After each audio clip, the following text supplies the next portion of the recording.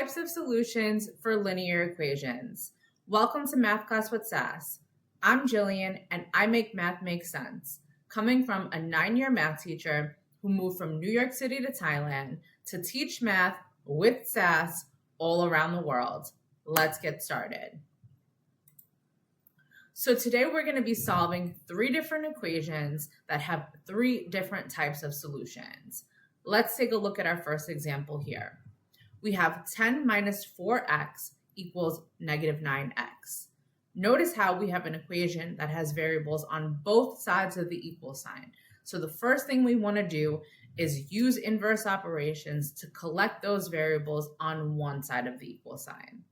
So we're going to use inverse operations and add 9x to both sides. Our negative 9x and positive 9x cancel out, and we get 10 plus 5x equals 0. We'll continue using inverse operations and subtract 10 on both sides.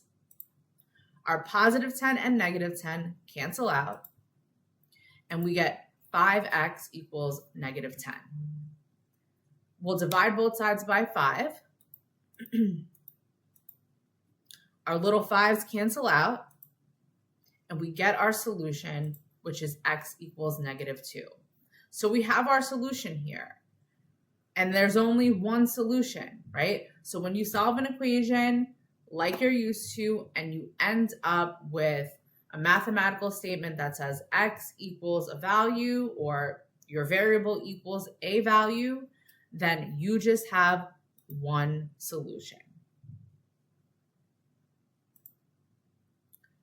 Let's take a look at our next example. We have 3 times the sum of 5x and 2 equals 15x.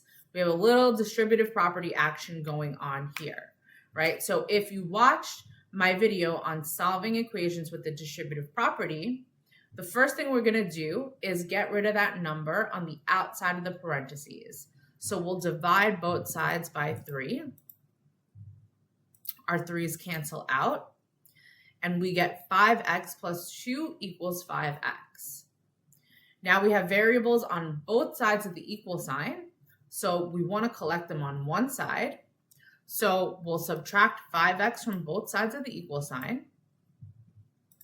Our 5x's cancel out. Actually, on both sides of the equal sign, they cancel out. And we get 2 equals 0. Well, what do you notice about that statement? 2 equals 0. 2 does not equal 0, right? That statement is not true. That is a mathematical statement that is false.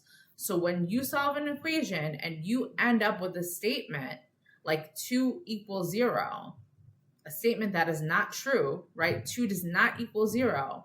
That means this equation has no solution. And let's take a look at our last example here. We have negative 2 times the sum of 4y and 1 equals negative 8 minus 2. Again, another distributive property action going on here. So we want to get rid of that negative 2 first. And we're going to do that by dividing everything by negative 2. Our negative 2's cancel out, and we get 4y plus 1 equals 4y plus 1, right? Because negative 8y divided by negative 2 is 4y, and negative 2 divided by negative 2 is positive 1. So, I'm already noticing something interesting. 4y plus 1 equals 4y plus 1. Both sides of the equal sign are exactly the same right now, but let's continue to solve and just see what happens. So we have variables on both sides of the equal sign, and we want to collect them on one side of the equal sign. So we'll subtract 4y on both sides. Our 4y's cancel out on both sides. And we get 1 equals 1, right? What do you notice about that mathematical statement? 1 equals 1. Well, that is true. 1 is equal to 1. That's true. That's always going to be true. So when you solve an equation and you end up with a mathematical statement that is always true, that means the equation has infinite solutions. Now, I want to backtrack a little bit to the second step here. If you're solving an equation and you end up at this step here, where both sides of the equation is exactly the same, you can stop solving at this point and you can already determine that there are infinitely many solutions, right? If you don't see that right away and you just want to continue solving, that's fine. But if you see this right away, okay, I started solving and I have two expressions on both sides of the equal sign that are exactly the same, you can already say the equation has infinitely many solutions. So here's your homework.